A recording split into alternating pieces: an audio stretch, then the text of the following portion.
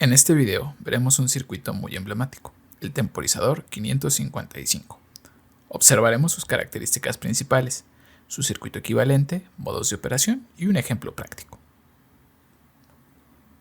¿Qué es el temporizador 555?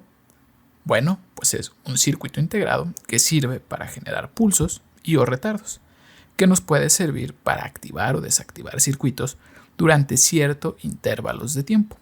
Este integrado tiene propiedades de temporizador o de reloj. Internamente podemos encontrar un arreglo de BJTs con resistencias, pero como podemos observar, si queremos analizar un circuito con este integrado, sería muy complejo y no tendría mucho sentido complicar el análisis, por lo que podemos redibujarlo a un circuito equivalente donde tendríamos cada una de las etapas que constituyen al integrado. Aquí podemos ver ese circuito equivalente, que realmente es muy simple. Tenemos 3 resistencias, 2 comparadores de voltaje, un circuito flip-flop SR, un BJT y la etapa de salida. Todo esto conformado y organizado para tener 8 pines en nuestro integrado. El pin 1 es la patita a conexión a tierra.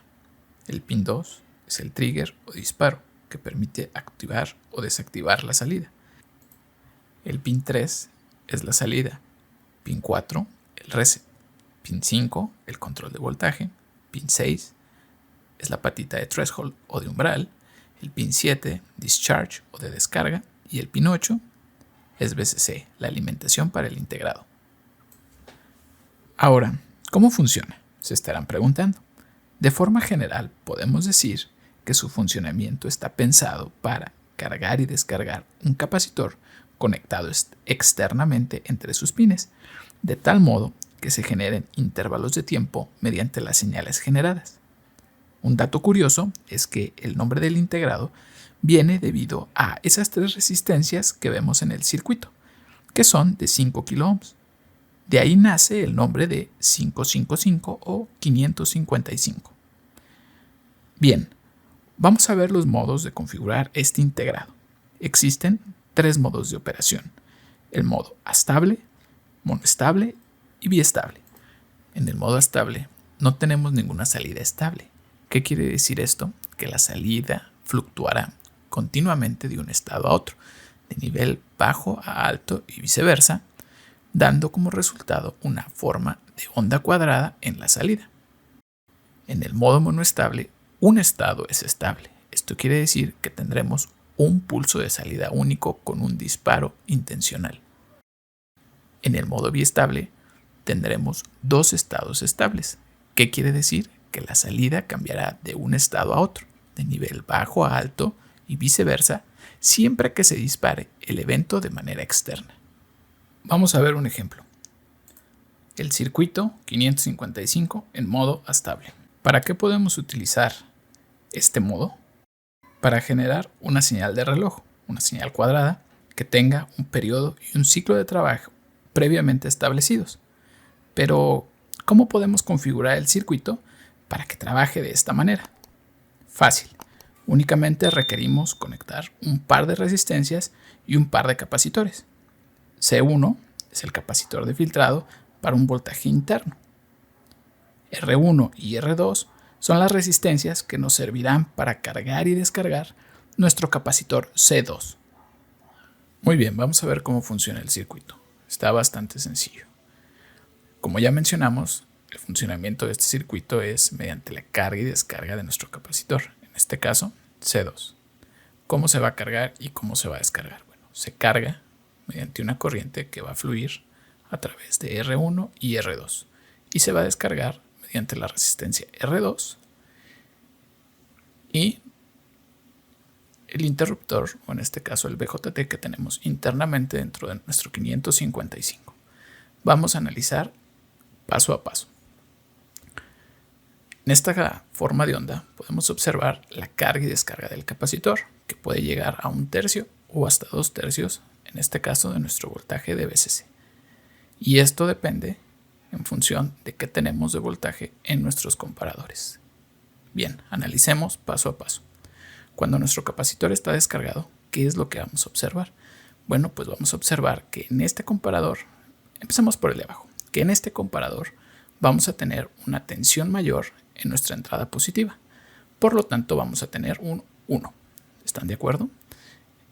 En nuestro segundo comparador tenemos algo similar, que en este caso la tensión que está en nuestra entrada negada es mayor que la que está en nuestra entrada positiva, ¿sale? Que es el valor que tenemos de voltaje en nuestro capacitor. Por lo tanto, aquí tendremos un 0. Entonces tenemos un 0 y tenemos un 1. ¿Están de acuerdo?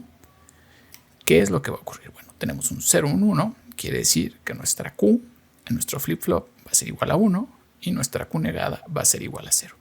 Como tenemos un 0 en nuestra Q negada, este BJT está apagado. Por lo tanto, concuerda en que nuestro capacitor se sigue cargando. Y nuestra salida, al negar esa Q, lo que nos daría es que tendríamos un nivel de tensión alto. Una vez que alcanzamos un tercio de la tensión y que vamos por encima de ella, ¿qué es lo que veríamos? Bueno, veríamos que en este comparador vamos a tener un cambio. ¿Qué cambio vamos a tener? Bueno, pues vamos a ver que la tensión en nuestra entrada negativa va a ser mayor que nuestra entrada positiva. Por lo tanto, vamos a tener un 0 en nuestra salida y tendríamos un 0, 0. Si vemos nuestra tabla de estados de nuestro flip-flop SR, tendríamos que nuestra Q se va a mantener en su estado actual y la Q negada de igual forma. Por lo tanto, ¿qué es lo que tendríamos? Pues tendríamos que nuestro reset se va a mantener en 0 y nuestro set se va a ir a 0. Mientras que nuestra salida se mantiene en alto. Esto va a seguir ocurriendo siempre que no lleguemos hasta 2/3 de nuestro voltaje. ¿Sale? Una vez que alcanzamos 2/3 en el voltaje del capacitor, ¿qué es lo que ocurre? Vamos a tener un cambio en este comparador. Entonces, ahora lo que podemos observar es que la tensión de la entrada positiva es mayor que la de la entrada negativa. Por lo tanto, tendríamos un 1 y un 0. ¿Están de acuerdo? Entonces, aquí veríamos que existe una pequeña transición y aquí se mantiene. ¿Qué es lo que nos genera ese 1 y 0? Bueno, nos va a generar que nuestra salida de nuestro flip-flop cambie. En este caso, al tener un 1 y 0, veríamos que nuestra Q va a ser 0, nuestra Q negada va a ser 1. Por lo tanto, este BJT se va a activar. Y lo que va a ocurrir es que va a empezar a permitir que se descargue la tensión del capacitor. Por el otro lado, en nuestra salida tendríamos la negación. Por lo tanto, veríamos que se va hacia 0. ¿Están de acuerdo? Seguimos avanzando. Ahora nuestro capacitor se está descargando. Al momento de estarse descargando, quiere decir que la tensión en este comparador de la entrada positiva ya no es mayor, ahora es menor. Por lo tanto, tendríamos un 0, 0. Quedamos que un 0, 0 mantiene nuestro estado actual de Q y Q negada. Por lo tanto, seguiría siendo un 1, teniendo o manteniendo encendido nuestro BJT y un 0 en nuestra salida. Por lo tanto, aquí veríamos un pequeño cambio de esta manera. ¿Sale? Y aquí se mantiene y se mantiene. Y aquí va a mantenerse nuestra señal de salida. Va a seguir pasando el tiempo y obviamente, para este caso, sigue siendo 0, sigue siendo 0 y sigue siendo 0. ¿Qué es lo que va a ocurrir una vez que nuestro capacitor se descargue a un nivel por debajo de 1/3? Bueno, pues lo que vamos a tener es que nuevamente va a cambiar el valor que tenemos aquí. Entonces va a cambiar a 1 y este va a seguir siendo 0. Al momento de cambiar a 1, este se mantiene en 0. ¿Qué es lo que ocurre? Bueno, pues tenemos un valor de 0,1. Eso quiere decir que ahora nuestra Q va a ser igual a 1 y nuestra Q negada va a ser igual a 0. Por lo tanto, nuestro BJT se apaga. ¿Y qué es lo que va a ocurrir? Es que va a permitir que nuevamente se empiece a cargar este capacitor C2. Y nuestra salida de igual forma va a cambiar de nivel. Ahora va a ser 1. ¿Sale? Entonces, en este momento, ¿qué es lo que va a ocurrir? Va a empezarse a cargar nuevamente nuestro capacitor. Por lo tanto, va otra vez a superar la tensión de 1/3. Y al momento de superar la tensión de 1/3, este comparador tendría nuevamente 0. ¿Sale? En su salida. Entonces tendríamos 0, 0. 0, 0 quedamos que es el estado actual. Por lo tanto, aquí veríamos que conforme se empieza otra vez a cargar, se mantiene en 0. ¿Sale? Y este se mantiene en 0. Una vez que volvemos a alcanzar esa tensión de 2/3, básicamente lo que vamos a ver es que se van a estar repitiendo nuestros ciclos. ¿Sale? Lo que vimos aquí se va a volver a repetir acá.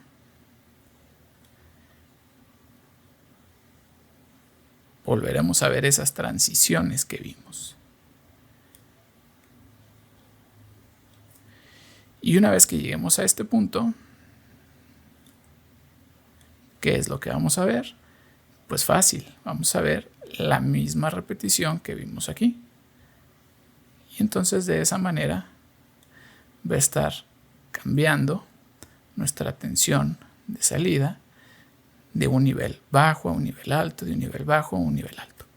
¿Y qué es lo que va a ocurrir o qué es lo que podemos observar? Bueno, una vez que se genera el primer ciclo, o sea, este ciclo donde el capacitor está descargado, lo que vamos a ver es que para los demás ciclos, nuestro periodo va a ser el mismo y vamos a tener una frecuencia constante. De esta manera, como pueden observar, podemos tener una señal cuadrada o una señal de reloj que va a tener una frecuencia constante.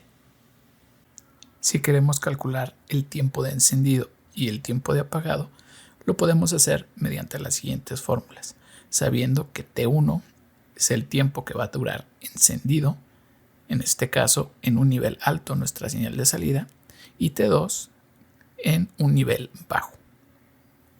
Por lo tanto, podemos usar estas fórmulas. En este video vimos que es un circuito integrado 555, sus características y un ejemplo, cómo usarlo en modo estable para generar una señal de reloj. Si te gustó este video, dale me gusta, comparte y deja en los comentarios qué otro tema quieres que explique.